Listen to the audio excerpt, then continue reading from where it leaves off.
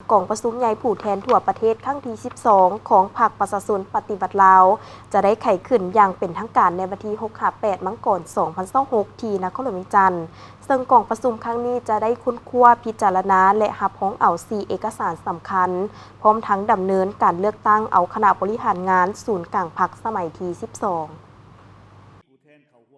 สหายกีแก้วไข่คำพิทูลกรรมการกรมการเมืองศูนย์กลางพรรคหัวหน้ากองเลขากองประชุมใหญ่ผู้แทนทั่วประเทศครั้งที่ 12 ของพรรคประชาชนปฏิวัติลาวได้แถลงข่าวในวันที่ 4 มังกร 2026 ที่นครหลวงเวียงจันทน์ให้รู้ว่า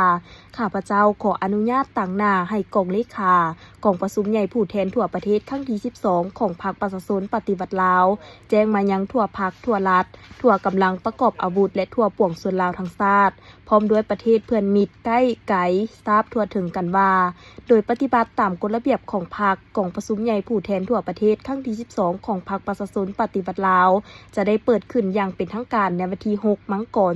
2026 และจะได้ดำเนินไปจนถึงวันที่ 8 มังกร 2026 ใช้เวลา 3 วันเต็มที่นครหลวงเวียงจันทน์กองประชุมใหญ่ครั้งนี้มีผู้แทนเข้าร่วมทั้งหมด834สหายเป็นยิ่ง123สหายที่เป็นตัวแทนให้แก่สมาชิกพรรคทั่วประเทศจำนวน 421,865 สายผู้แทนกองประชุมใหญ่แม่นรับประกันทั้งด้านครบประกอบมีคุณภาพมีมาตรฐานและเงื่อนไขถูกต้องครบถ้วนเป็นตัวแทนของสั้นคนชนเผ่าเพศวัยและได้ผ่านการเลือกตั้งจากกองประชุมใหญ่องค์คณะพรรคกระทรวงองค์การเทียบเท่ากระทรวงและท้องถิ่นในขอบเขตทั่วประเทศนอกนี้ยังมีแขกถือเชิญจำนวน388สหายจะได้เป็นเกียรติเข้าร่วมซึ่งรวมทั้งหมดผู้แทนกองประชุมและแขกถือเชิญมีจำนวน957สหายพี่น้องของชาติที่รักแพงทั้งหลายกองประชุมใหญ่ผู้แทนทั่วประเทศครั้งที่ 12 ของพรรคประชาชนปฏิวัติลาวแม่นกองประชุมสุดที่มีความหมายสำคัญและกลายเป็นเหตุการณ์การเมืองและประวัติศาสตร์อันใหญ่หลวงของพรรคและของชาติซึ่งจะดำเนินภายใต้คำขวัญที่ว่ายกสูงบทบาทการนำพาที่เข้มแข็งของพรรคตั้งหน้าสร้างเศรษฐกิจเอกราชเป็นเจ้าตนเองสืบต่อบูรณะระบอบประชาธิปไตยประชาชนให้นักแน่นก้าวขึ้นสู่สังคมนิยมและจะประกอบด้วยวาระสำคัญคือ 1. ค้นคว้าพิจารณารับรองเอา4เอกสารสำคัญ ห่างรายงานห่างโครงการการเมืองฉบับที่ 3 ของพรรคห่างรายงานการเมืองของคณะบริหารงานศูนย์กลางพรรคสมัยที่ 11ห่างแผนพัฒนาเศรษฐกิจสังคมแห่งชาติ5ปีครั้งที่ 10 2026-2030ห่างกฎระเบียบพรรคประชาชนปฏิวัติลาวสมัย 12ซึ่งเอกสารเหล่านั้นจะได้กำหนดยุทธศาสตร์แนวทางการเมืองแนวทางการจัดตั้งของพรรคแนวทางพัฒนาเศรษฐกิจสังคมของรัฐในสุปีต่อหน้าอย่างมีวิทยาศาสตร์และแทบเหมาะกับสภาพตัวจริงของสปป.ลาวเพื่อรับประกันให้แก่การกาเกียมเอกสารสำคัญของกองประชุมใหญ่ให้มีเนื้อในอุดมสมบูรณ์ลึกซึ้งนักแน่นมีประชาธิปไตยอนุกรรมการที่เกี่ยวข้องได้สุมใส่ค้นคว้ากันตองปรึกษาหารือและนำเอาเอกสารดังกล่าวลงทาบทามประกอบระดมความคิดความเห็นอย่างกว้างขวางด้วยหลากหลายรูปแบบทั้งอยู่ศูนย์กลางและท้องถิ่นและทั้งได้ไปแลกเปลี่ยนนำประเทศเพื่อนมิตรยุทธศาสตร์แล้วปรับปรุงหลายรูปหลายตา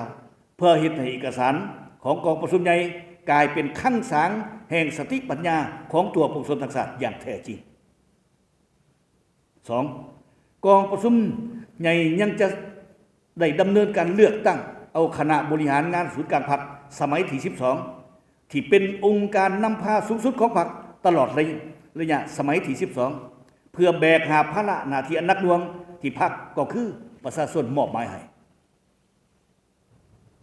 บนจิตใจที่ต้องรับประกันการก้าเกียมบุคลากรกองประชุมใหญ่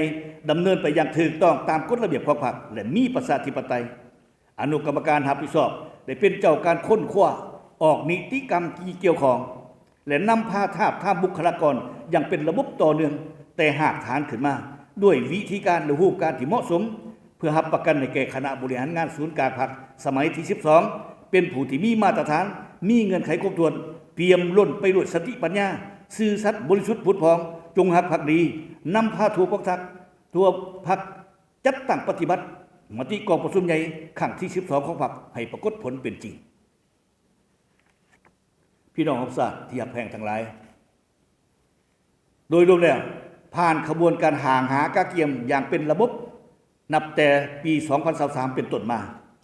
และภายใต้การนำพาสีนำอย่างจดจ่อใกล้ชิดของกรมการเมืองศูนย์การพรรคคณะเลขาธิการศูนย์การพรรคสามารถบอกได้ว่าการกาเกียมกองประชุมใหญ่ครั้งที่12ของพรรคเฮาแม่นขบวนการอันกว้างขวางของมวลชนซึ่งเป็นมากผลและการประกอบส่วนอันสำคัญในการปฏิบัติมติกองประชุมใหญ่ครั้งที่10ของพรรคที่ได้ดำเนินไปอย่างลึกซึ้งรอบด้านและญาติได้ผลสำเร็จสำคัญใหญ่หลวงหลายด้านผ่านมาสร้างพื้นฐานที่นักแน่นให้แก่การบาดก้าวก็คืองานทางสืบต่อจัดตั้งพัฒขยายมติกองประชุมใหญ่ครั้งที่12ของพรรคที่จะมาถึงมาฮอดเวลานี้ถือว่าเป็นเวลาที่สง่าราศีเป็นเวลาที่สุขงอมและเป็นเวลาที่พวกเฮามีความพร้อมอย่างรอบด้านแล้วเพื่อก้าวเข้าสู่กองประชุมใหญ่ครั้งที่12ของพรรคประชาชนปฏิวัติลาวที่กำลังจะไขขึ้นอย่างเป็นทางการในวันที่6มังกร2026ที่จะมาถึงนี้ในนามต่างหน้ากองเลขากองประชุมใหญ่ข้าพเจ้าขอเรียกร้องมายังทั่วพรรคทั่วรัฐทั่วกำลังประกอบอาวุธและปวงชนเราทั้งชาติจงพร้อมกันออกแห่งแข่งขันกันสร้างผลงานคำนับคำตอนกองประชุมใหญ่ผู้แทนทั่วประเทศครั้งที่12ของพรรคประชาชนปฏิวัติลาวด้วยความภาคภูมิใจและเป็นขบวนการฟุดฟืด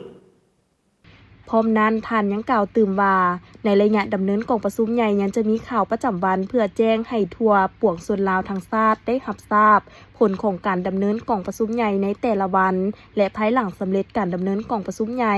ข้าพเจ้ายังจะรายงานผลสำเร็จกองประชุมใหญ่ครั้งนี้ให้สำนักข่าวและทั่วปวงชนลาวทั้งชาติได้รับทราบอย่างเป็นทางการตื่มอีก